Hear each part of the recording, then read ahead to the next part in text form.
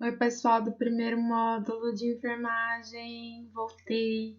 Vamos aqui então iniciar a segunda parte da disciplina de enfermagem, clínica médica e cirúrgica, falando sobre o sistema nervoso. Agora a gente vai para as patologias do sistema nervoso. Vamos lá. As patologias que foram escolhidas para serem abordadas com vocês são o aneurisma, o acidente vascular encefálico, que muita gente também chama como acidente vascular cerebral, a epilepsia, a convulsão, o coma e a esclerose múltipla. Vamos então começar com aneurisma. O que seria essa patologia? É uma dilatação que vai acontecer em uma das artérias cerebrais e que ninguém sabe qual é a origem exata ou o que desencadeia acontecer. As principais sugestões para a ocorrência do aneurisma é a ocorrência da aterosclerose, formação de gordura e levando à inflamação na parede cerebral.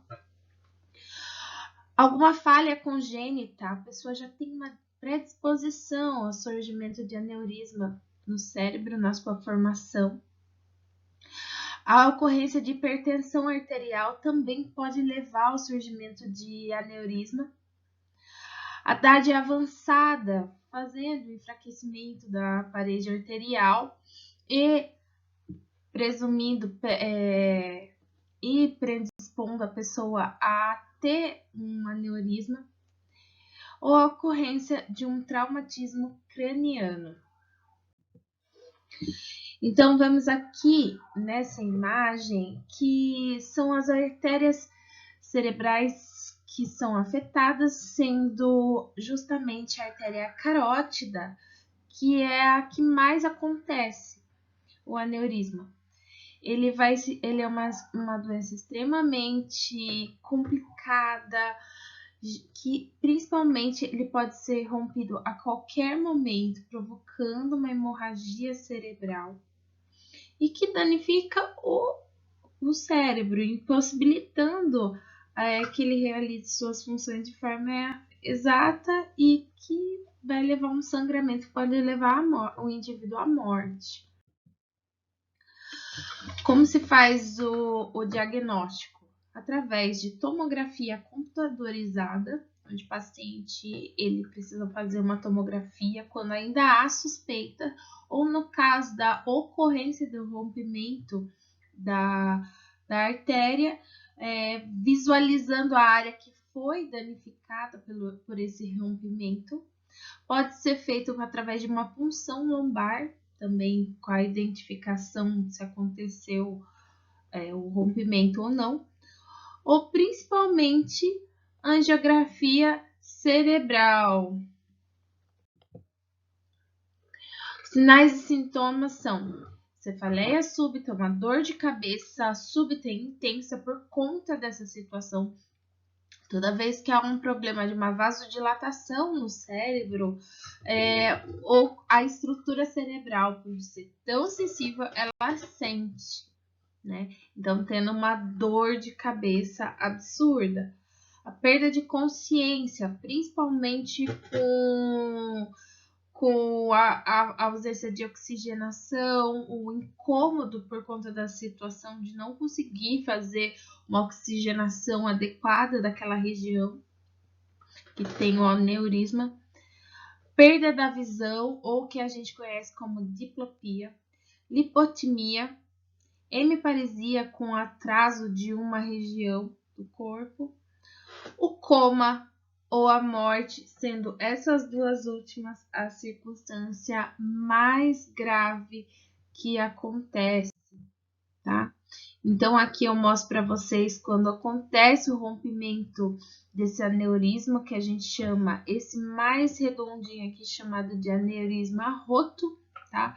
E quando há o estouro desse aneurisma, levando extravasamento de sangue, e esta região aqui, a seguinte, aqui ficar mais estreita por conta do sangramento, a gente vai ter uma situação chamada de vasoespasmo, que o vaso vai estar abrindo e se fechando como uma forma de levar algum pouco do sangue que ainda está na corrente para o resto do corpo, mas que também leva em vão para o resto do cérebro, perdão.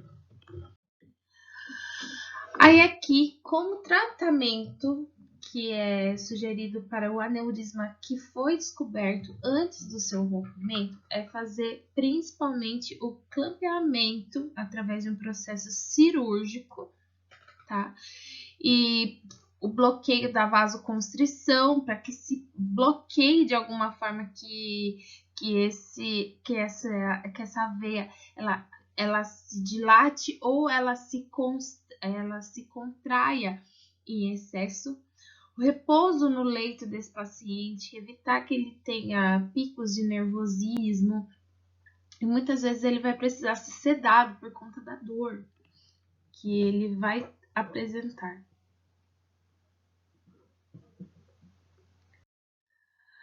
Aí, em seguida, apresentando para vocês o acidente vascular encefálico, onde levou, também é uma doença ligada com a circulação sanguínea, e que houve uma alteração nas artérias cerebrais, com uma irrigação insuficiente, que não levou o sangue de forma devida a diversas partes do nosso cérebro. Essa doença é conhecida popularmente como derrame. No meio hospitalar, o nosso meio de saúde, nós vamos chamar como acidente vascular encefálico, porque pode acontecer por todo o encéfalo, não somente na porção cerebral. Porém, como a porção cerebral é a mais frequente, justamente muitas vezes a gente acaba chamando de acidente vascular cerebral, o famoso AVC, tá? Quando é encefálico, que seriam as duas a mesma nomenclatura, a gente pode ver em algumas circunstâncias, está escrito como AVE, tá? Acontece 2 tipos de acidente vascular encefálico.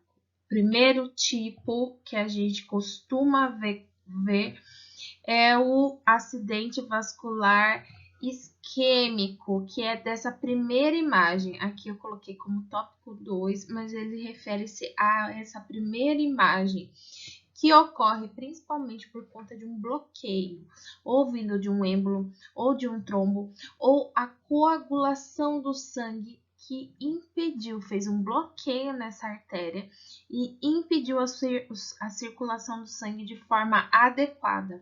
O trecho que acaba não sendo oxigenado, ele leva à isquemia desse tecido não oxigenado e à morte desse tecido. Tá?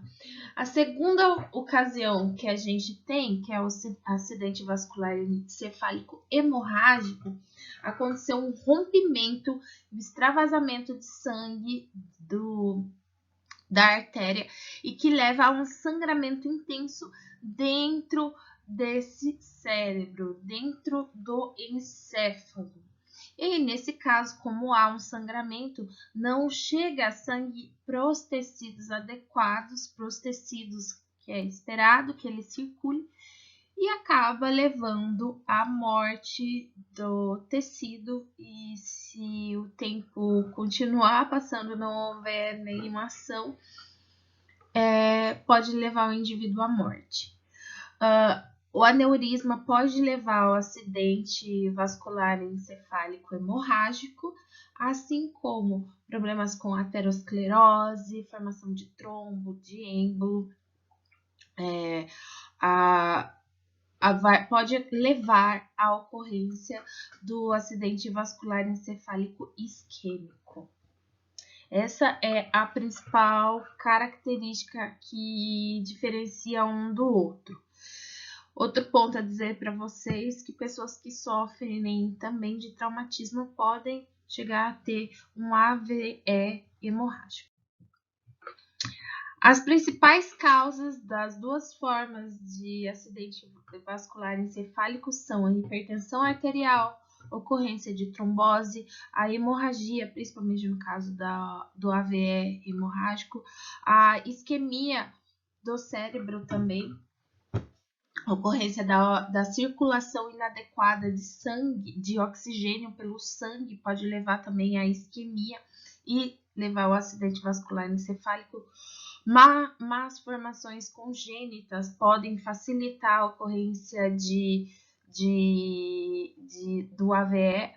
Traumatismos, tumores também podem levar à ocorrência do AVE, principalmente se esse tumor acaba esbarrando ou esmagando uma estrutura vascular de uma artéria principal. Diabetes também pode levar à ocorrência do AVE, principalmente AVE isquêmico, e anemia falciforme, conforme eu comentei com vocês na outra aula. Sinais e sintomas também frequentes são alterações motoras, a perda da comunicação, principalmente quando esse evento, a ausência do oxigênio, a área afetada foi uma região ligada à fala. Vocês lembram na primeira parte que eu mostrei uma imagem com o cérebro para vocês? De acordo que aonde aconteceu essa área afetada, pode perder uma função que da pessoa.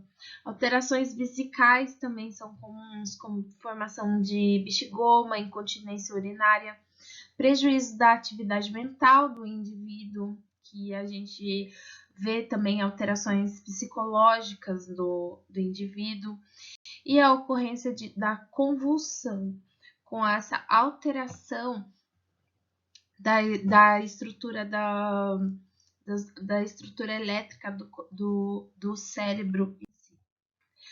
Outros sinais e sintomas são a hemiparesia, com a perda de um lado da movimentação da pessoa, parestesia, com realmente a travada da pessoa, problema com disfagia, que a pessoa não consegue se alimentar de forma eficaz, vertigens, diplopias, cefaleias e zumbidos.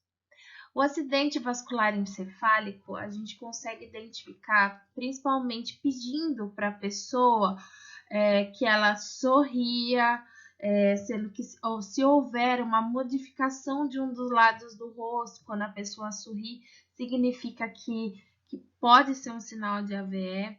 Quando a gente pede para a pessoa levantar o braço, a pessoa levanta o braço com uma dificuldade. Tá? Ou pedir para a pessoa repetir uma frase ou uma mensagem. Algumas situações colocam de pedir para ela cantar uma música. Se a pessoa não consegue falar ou se ela tem dificuldade, a gente já pode suspeitar e que a gente precisa levar essa pessoa urgentemente para um atendimento médico por se tratar de uma emergência. Nesse momento de emergência, da fase aguda, de quando está acontecendo, essa pessoa deve ser colocada em repouso para que de alguma forma sejam mantidas as condições vitais dela. As medicações que serão utilizadas vão visar combater o edema cerebral, prevenir infecções, evitar o aparecimento de lesões por pressão e manter a boa hidratação desse indivíduo e as funções fisiológicas. Lembra que o cérebro, ele é o comando do nosso corpo, é onde ele vai fazer o comando? Ele precisa ser preservado e uma das formas que a gente preserva esse cérebro é justamente manter ele o máximo de descanso para que não se piore a situação. Na reabilitação, que é a fase posterior, é justamente o momento mais lento relacionado ao tratamento, que pode levar meses, anos e talvez algumas pessoas podem não se recuperar totalmente de acordo com diversos fatores. Para uma pessoa ela se recuperar totalmente, ela vai precisar fazer fisioterapia, vai precisar de acompanhamentos a longo prazo, que algumas funções podem ser voltar ou não. E tudo vai depender de fatores como as condições cardiocirculatórias que essa pessoa apresenta e também respiratórias. déficit motor que ela perdeu, o quanto ela perdeu do poder de movimentação, o nível de consciência que ela possui no seu cotidiano. Se ela era uma pessoa muito debilitada no passado, é difícil reabilitação, assim como o inverso, quando ela é uma pessoa que ela convivia muito bem convivia muito bem, não tinha demais problemas, ela pode recuperar o nível de consciência dela. Algumas pessoas, elas passam a apresentar distúrbio de fala, sendo necessário acompanhamento com fonoaudióloga, além do acompanhamento com a fisioterapia. E aí, apresentando para vocês os nossos cuidados de enfermagem, com a necessidade de nossa no atendimento a esse paciente. Manter uma função pulmonar através de exercícios respiratórios, o pessoal da fisioterapia ajuda a gente muito. O controle dos sinais vitais, principalmente na fase aguda, de quando aparecer um paciente com AVE. Mudanças frequentes de decúbito para que haja uma prevenção de lesões por pressão para esse paciente. Lembrando que a dificuldade dele de movimentação, a gente precisa fazer uma análise muito criteriosa do posicionamento desse paciente, uma atenção especial com uma boa hidratação, a necessidade de observar o nível de consciência dessa pessoa com um bom registro. Observar qualquer reação dessa pessoa, lembrando que a enfermagem é a que fica à beira-leito do paciente, e então somos nós que identificamos muita mudança no estado dessa pessoa, e principalmente se essa pessoa faz indicações de estímulos dolorosos, se ela está sentindo dor ou não. Esse paciente muitas vezes vai ser sondado, ou tanto vesical, a sonda para drenagem da urina, assim como receber uma sonda, né, nasoenteral, justamente para poder se alimentar, tá? Ou uma gastrostomia, dependendo da situação, se a pessoa tem uma disfagia, justamente para prevenir que haja um engasgo e essa pessoa broncoaspire. A terceira doença, seguindo com vocês, é a epilepsia. O que acontece? O nosso cérebro, ele faz a comunicação entre os neurônios através de estímulos nervosos que são feitos justamente pelos nossos neurônios, né? Aí o que acontece? Há uma perturbação no nosso cérebro, nesse funcionamento entre um estímulo nervoso para outro, e que vai levar a uma alteração da sensibilidade, a perda da consciência e de movimentos convulsivos. Vai ocorrer, então, um distúrbio elétrico, que a gente chama de disritmia dos neurônios, e que vai levar a descargas elétricas descontroladas manifestadas pelo nosso corpo, principalmente nas células musculares, nos tecidos musculares. A causa da epilepsia, ela é desconhecida. Levamos em consideração os fatores genéticos que a pessoa pode ter, pessoas que têm outros familiares, os pais ou familiares próximos, eles tendo a epilepsia, um histórico de epilepsia, a ocorrência de traumatismos cranianos, como até mesmo na hora do parto, o parto forceps, se o instrumental utilizado ele foi utilizado de forma inadvertida, uma forma errônea, ela pode também pressionar o cérebro da criança e que aí facilite ao acontecimento de epilepsia. Quedas também podem levar a esse evento. Nos casos de intoxicação das pessoas através do álcool, ou intoxicação com a insulina em excesso, ou no caso de qualquer infecção que acometa o sistema nervoso central, como a raiva, meningite, a ocorrência de malária, pode levar a crises de epilepsia, ou nos casos do desenvolvimento de tumores e hemorragia.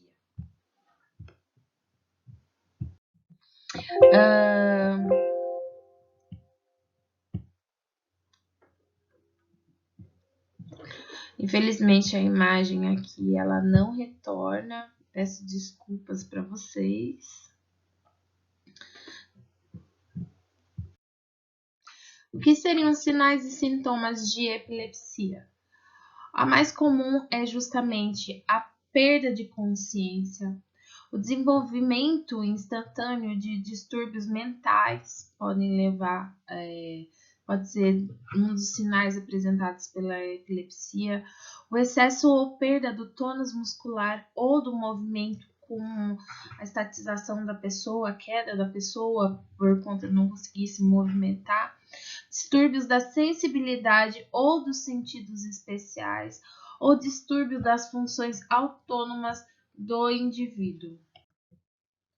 Tratamento são utilizados alguns medicamentos que nós conhecemos como drogas anticonvulsivantes, sendo os mais comuns diazepam, Gardenal, Gempax, o Depaquene, o Valium, Tregetol, Idantal e Epelin.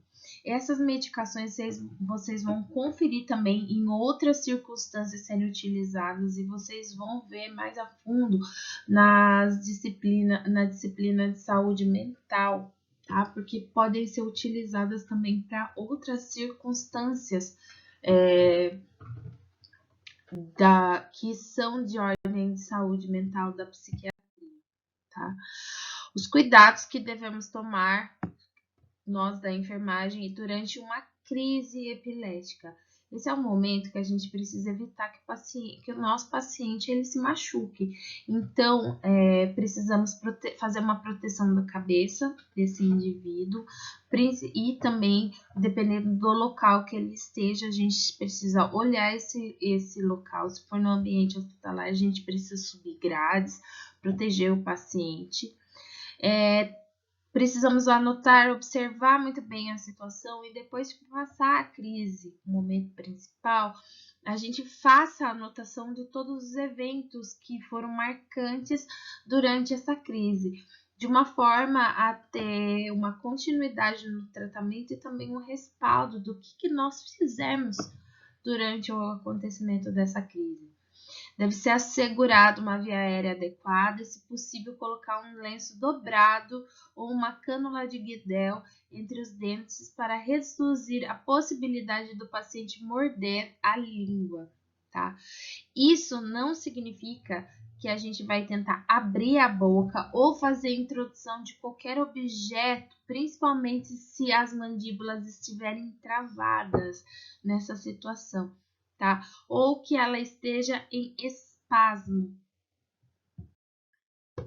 Cuidados de enfermagem durante uma crise epilética, nós temos também o afrouxamento das roupas, principalmente se elas estiverem apertadas, pode lesionar, machucar o paciente, ser mais incômodo para o paciente. A necessidade de arejar esse ambiente, principalmente em espaços muito fechados, que impeça uma circulação de ar adequada para ajudar na respiração desse paciente. A busca de afastar qualquer curiosos que vejam aquela situação, que depois pode gerar um constrangimento para o paciente. A necessidade de proteção da cabeça em relação à autoagressão, observando e anotando qualquer circunstância que levou a hematomas, maior confusão desse paciente ou fraturas cranianas. Anotar os eventos que acontecem durante essa crise, tipo de movimentos realizados, alterações pupilares que esse paciente apresentou e se ele teve algum caso de incontinência urinária ou de fezes, que costuma acontecer também e gerar constrangimento para o paciente. Após a crise, o nosso papel na enfermagem é permanecer ao lado desse paciente até que aconteça o retorno da consciência. A gente não pode deixar essa pessoa sozinha. Observar fraquezas ou quaisquer paralisias que ela apresente nos membros superiores e membros inferiores, observando também a incapacidade ou qualquer dificuldade envolvendo a fala.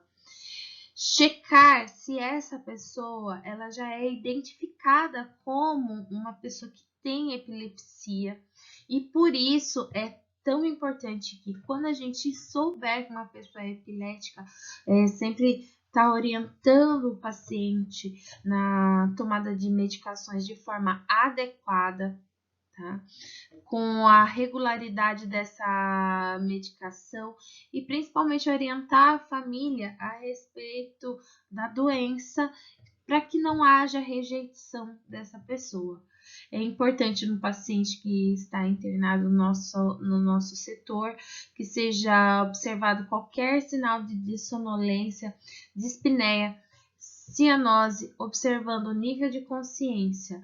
Quaisquer efeitos tóxicos ou colaterais nas medicações precisam ser anotadas e ser observadas, orientando sempre o paciente a uma dieta adequada, ao exercício físico adequado, um repouso e abstinência do álcool e a necessidade da realização de momentos de lazer, para que esse paciente ele tenha um estilo de vida com maior qualidade. Outra circunstância que é muito ligada à epilepsia, mas que não é necessariamente a pessoa com epilepsia, pessoas que não tenham epilepsia não terão. Aqui é um evento que pode acontecer com outras pessoas que não apresentam a epilepsia, é a convulsão. A convulsão vai acontecer um controle muscular involuntário e há uma série de contrações resultantes de um estímulo cerebral anormal. Muitas vezes as convulsões elas acontecem de forma súbitas e transitórias. Enquanto a gente tem na epilepsia uma pessoa que tem tendência à doença de fato, a convulsão é ligada a eventos que podem ser ou não ligados à epilepsia. O que são causas de convulsão? Quando são crianças, ao aumento da temperatura superior a 39,5 graus, elas podem gerar na criança convulsões, porque aquele cérebro ele está extremamente aquecido e que ele não vai fazer sinapses de forma adequada, pode levar à convulsão. A ocorrência de crises alérgicas, situações que envolvem insuficiência renal com a não drenagem adequada das excretas do corpo e que acabam intoxicando esse cérebro podem levar à convulsão. A ocorrência de tumores no cérebro incapacitando as funções cerebrais. A desidratação pode levar, a desidratação severa nesse caso, pode levar à convulsão. A fase idosa da pessoa, a ocorrência de AVE e algumas metástases que chegam até o cérebro, situações de vírus, bactérias e protozoários invadindo o cérebro, no caso das neurocistercicose, tá? Problemas metabólicos que estão acontecendo no corpo, principalmente caso de coma diabético, coma hepático, problemas neurológicos como traumas no crânio ou quaisquer outros distúrbios do sistema nervoso central, e o caso de intoxicação exógena, casos que envolvem overdose, também podem levar à convulsão, principalmente as substâncias que vão fazer a depressão do sistema nervoso central. Pessoas que fizeram um abuso muito grande de álcool e de outras substâncias que levam à depressão desse sistema nervoso central, que está, no caso das drogas, muito ligado à overdose. Aqui mostra algumas imagens de como podemos agir em relação ao paciente que ele está convulsionando, a pessoa que está convulsionando, principalmente se ela está no chão, tá? O objetivo do posicionar o paciente dessa forma é evitar danos cerebrais ou outras lesões no corpo, tá? De forma a determinar e controlar essa causa. Outra circunstância que pode afetar o sistema nervoso central é a ocorrência do coma, que há uma alteração ou perda da consciência, da sensibilidade, da motricidade, mas que há conservação das funções vegetativas. A consciência, ela deixa de existir nesse momento, pode ser temporária ou permanente, mas o corpo, os órgãos, eles estão funcionando de forma adequada. Aqui, principalmente, foi afetado o telencéfalo da pessoa, então as outras partes do cérebro, elas estão funcionando normalmente. Existem vários tipos de coma que eles vão variar de acordo com o grau de resposta aos estímulos dados. Aí nós temos os 4 graus relacionados com o coma, que ele vai, conforme vai aumentando o número dele, o grau que ele se encontra, aumenta-se principalmente o impacto no corpo da pessoa e aumenta-se também a gravidade da situação. No grau 1, nós teremos a sonolência, o torpor, ou também é conhecido como semicoma. O paciente, ele se mantém dormindo, mas nesse caso, se o paciente não for estimulado, ele se mantém dormindo. Ele sendo estimulado, ele pode registrar algumas respostas através de uma estimulação verbal. Em alguns casos, a deglutição ela é conservada, ele tem algumas respostas, os nervos cranianos não foram afetados, mas a pessoa está em situação de sonolência. As funções neurovegetativas também estão conservadas, assim como o reflexo motor, que não depende da vontade do indivíduo, e a sensação tátil. São feitas diversas manobras com esse indivíduo e que vai se percebendo que ele consegue responder, mas está em situação de sonolência, está torporoso, uma situação bem mesmo que o paciente está um pouco mais dormindo do que de fato acordado, apesar de que ele consegue responder a parte mecânica, se ele é colocado em situação de você ver o corpo dele, de você fazer alguns estímulos corporais, ele acaba respondendo somente a parte muscular que compete a reflexos. No grau 2, nós temos o que é chamado de coma superficial. O paciente ele não vai responder às estimulações verbais que são feitas com ele. Ele está no estado mais dormindo possível, tá?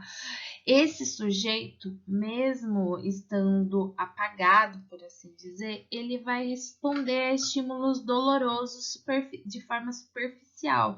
Quando ele é exposto a situações dolorosas, ele age com uma defesa, mas uma defesa primária desse indivíduo. Não é a mesma defesa de quando ele tivesse acordado.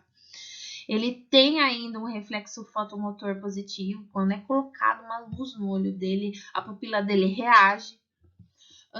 Ele tem o controle de esfíncter abolido. Esse é um paciente que aí sim, para ele estar acamado, a gente precisa estar utilizando fralda, tá? Não necessariamente o mesmo acontece com o grau 1. O tônus muscular, o poder dele com a musculatura é diminuída, e aqui a gente tem as funções neurovegetativas intactas. O coma de grau 3, ele também é conhecido como coma profundo. A gente tem uma inconsciência total, quando o indivíduo ele não reage ou reage ao pouco estímulo, principalmente ele reage a muito pouco estímulo, também os estímulos dolorosos.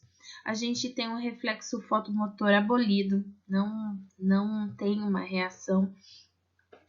A ocorrência grande de hipersecreção brônquica, que é um caso que precisamos aspirar esse paciente, porque se não fizer essa aspiração, com excesso de secreção que há nos pulmões dele, ele pode ir a óbito também. E aí aqui a gente também já apresenta distúrbios neurovegetativos. E o coma vegetativo, ou também conhecido como despacho irreversível, ele é uma inconsciência total, com reflexos totalmente abolidos. Aqui esse sujeito ele está sobre respiração artificial, então ele está com a ventilação mecânica sendo realizada, uma respiração externa. Porque os comandos relacionados à respiração dele, eles também já falharam. Então a pessoa, ela tem o batimento cardíaco, ela tem a respiração, mas a respiração dela precisa de um suporte, de uma ventilação, tá? Quando esse é um paciente que vai precisar de noradrenalina e mais outras medicações relacionadas ao coração, para que haja ainda o funcionamento desse coração, o batimento desse coração, mas na ausência desses medicamentos, esse paciente não vai sobreviver, tá? Tá ligado principalmente ao que a gente chama de morte cerebral. Esse paciente que a gente precisa manter a temperatura dele, principalmente quando envolve transplante, ele precisa ser aquecido, porque um dos comandos do cérebro é justamente fazer o controle da temperatura corporal, e o cérebro, nesse caso, ele em falência total, ele não vai fazer um controle de temperatura e esse paciente pode vir a óbito também. E nos casos, a função renal desse paciente está totalmente comprometida, não realizando também, por conta de toda a situação, desprezo de urina. A gente vai ver uma situação muito forte de oligúria, né? Considerando-se que num período de 2 horas foi realizada apenas a eliminação de 30 ml, isso daí ainda sendo drenado em uma sonda vesical de demora, ou outras, a demora mais comum, e a anúria, a ausência de eliminação da urina. Aqui, então, é um caso típico de morte cerebral mesmo. Os cuidados de enfermagem em paciente em coma, na grande maioria das vezes, assim, das exceções, o paciente é tratado em UTI.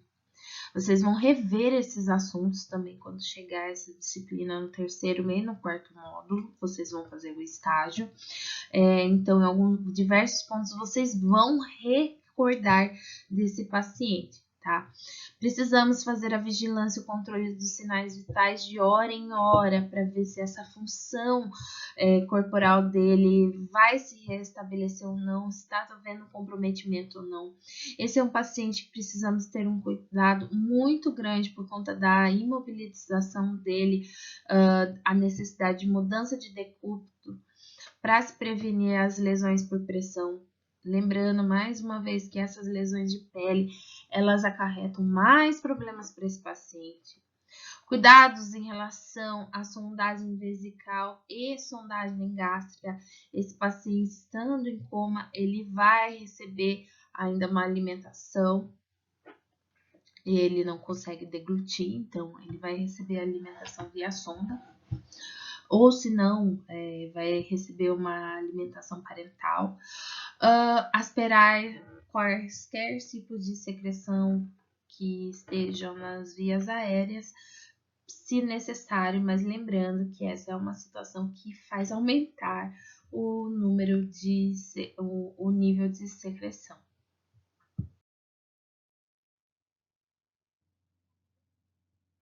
Imagino que esteja todo mundo cansado. Agora, passou da meia-noite aqui, mas é o único horário que deu. A facilidade é que vocês podem pausar o vídeo e assistir outra hora ou aumentar a velocidade. Mesmo assim, espero que nesse momento vocês estejam firme e forte comigo, porque eu estou firme e forte aqui por vocês, tá? Quem chegou nessa parte tranquilo sabe que vai ganhar uma balinha. Vamos lá, então, falar da última doença, a esclerose múltipla, tá? Ela é uma doença muito difícil, muito complicada.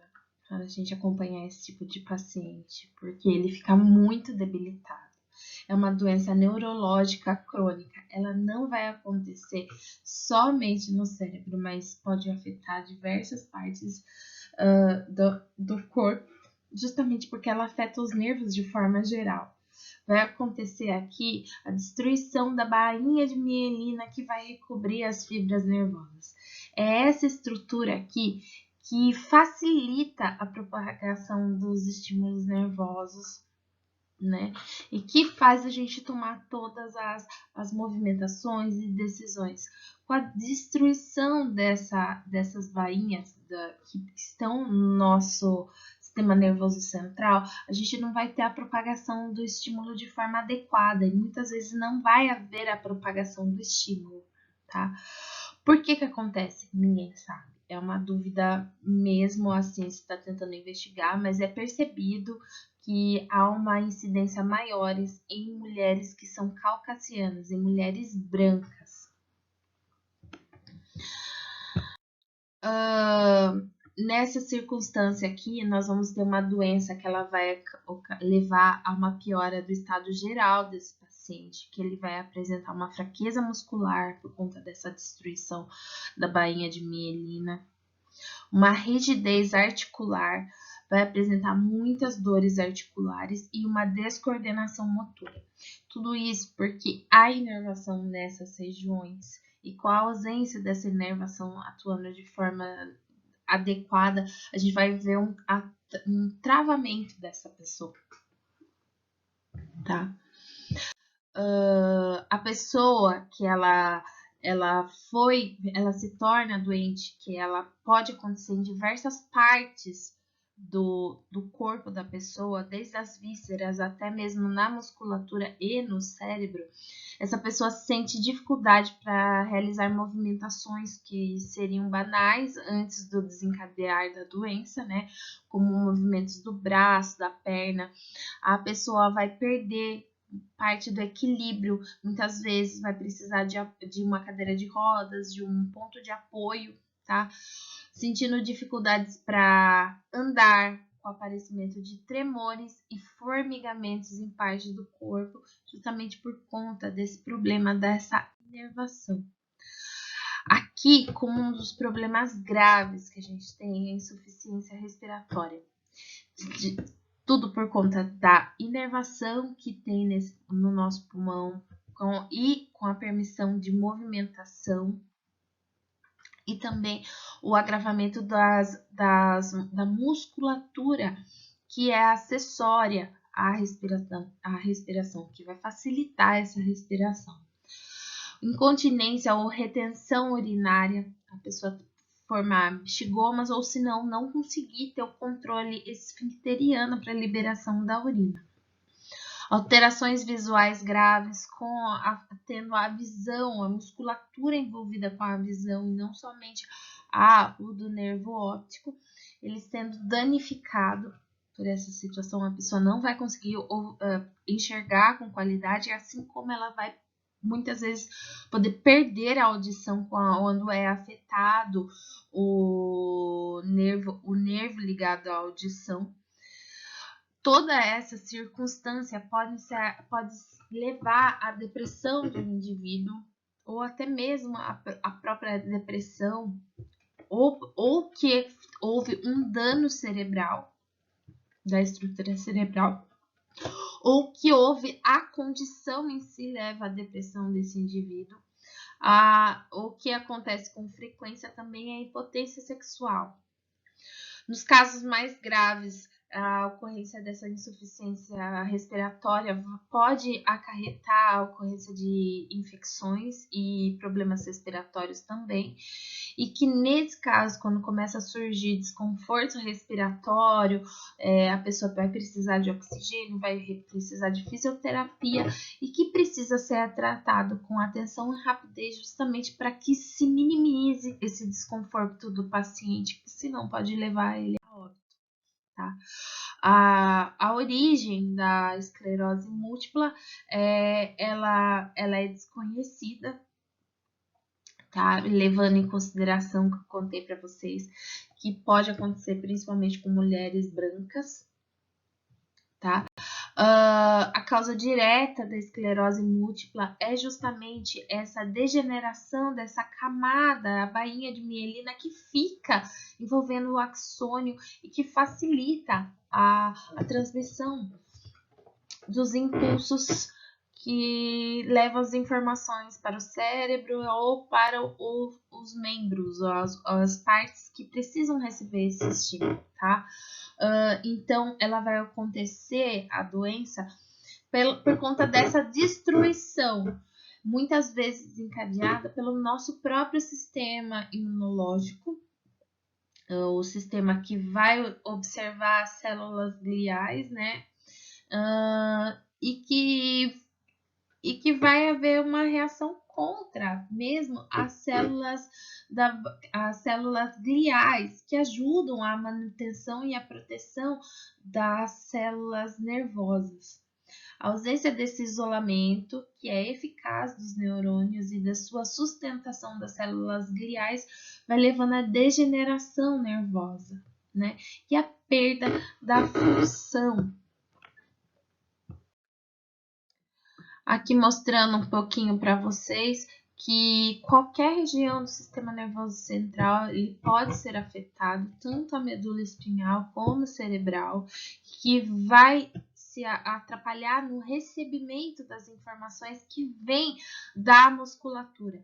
Aqui não vai ser afetado os nervos que são periféricos, tá? Os que estão indo para as vísceras ou as que chegam em alguns pontos principais do sistema somático. Porém, esses sistemas, na hora que eles lançam a informação para o sistema nervoso central, e é aí que a gente tem o problema, que esse sistema nervoso central, tendo essa estrutura destruída pela esclerose múltipla, ela vai chegar de forma inadequada, não vai haver o processamento correto no cérebro e que vai atrapalhar todo o processamento da informação, da ação, tá? Como manifestações clínicas, o evento ele pode acontecer de pouco em pouco ou ele pode ser feroz, ele pode começar de forma dramática mesmo, de explodir tudo e a pessoa ter um avanço dessa patologia tão complicada. Os sintomas, eles são diversos e podem ser divididos devido a pouca ou demasiada excitabilidade das vias, de acordo com o tipo do neurônio que foi afetado. Se é um neurônio, uma terminação nervosa, um neurônio que ele esteja levando a informação para o órgão que vai realizar a ação, ou que seja o contrário, tá? E que foi afetado nessa região. As manifestações, então, pode acontecer a ataxia com uma movimentação inadequada desse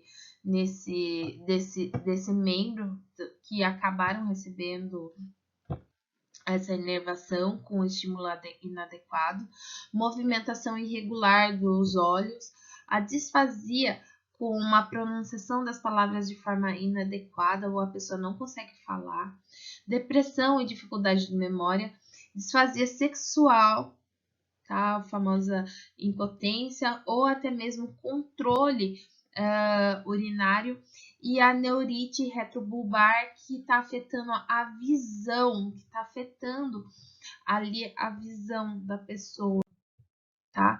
Aqui alguns aspectos também para vocês. Opa, acho que essa imagem não foi fidedigna. Temos aqui também um dos sintomas principais desse sujeito que está perdendo tanto as funções dele, sendo a fadiga. É um sintoma muito frequente, bem conhecido da esclerose múltipla, por conta de toda a fraqueza que o indivíduo vai enfrentar, tá? Mas que muitas vezes acaba se passando batido, porque a fadiga, o cansaço excessivo também pode ser sinais de outras doenças, que não é necessariamente identificado com uma esclerose múltipla, tá? Ele vai muitas vezes se manifestar sob a forma de períodos que podem durar alguns meses, durante os quais a disposição se esgota diariamente, facilmente, após mesmo pequenos esforços. Pode acontecer também situações de surto que quer fazer indicação de que a doença está progredindo, tá? E aí a pessoa pode apresentar espasmos musculares, parestesia, que é uma parte do corpo ter ficado paralisada, ou o que a gente como é conhecido como sinal de Lhermitte, né? Que é a sensação de choques elétricos que acontecem principalmente no pescoço, tá? É uma doença, infelizmente, que não há cura até o momento, né? O paciente ele vai ter extremamente comprometida a qualidade de vida dele, a esperança de vida dele é reduzida por conta dessa circunstância, tá? Sendo necessário a gente observar a idade que se iniciou, lembrando que o paciente, quanto mais jovem ele foi identificado o acometimento, mais precoce é a deteriorização, mais agressiva é essa deteriorização, tá? Poderá não ter um curso progressivo, outra minoria também, em alguns casos, pode ser muito severo, muito rápido o acontecimento desses sintomas. Quanto mais tarde, mais demorado é essa degradação, os sintomas vêm se manifestando, né? E aquele cujo primeiro sintoma foi a dificuldade visual também tem um melhor prognóstico que os outros que sofreram inicialmente de problemas de coordenação motora dos membros. Tá? O caso da esclerose múltipla também vai requerer fisioterapia, acompanhamentos com diversos outros profissionais e há sinais de boa melhora na utilização da hidroterapia, que é a fisioterapia sendo feita na água dos indivíduos. A terapia ocupacional, eu já comentei com vocês que está assumindo um papel muito interessante na manutenção da qualidade de vida das pessoas e da manutenção das atividades que os indivíduos apresentam. Finalizei essa aula por aqui, com quase 1 hora de duração. Espero que tenha esclarecido e ajudado todos vocês, que vocês tiveram se mantido firme e forte até aqui, até o final. Um beijo a todos, muito obrigada e até mais.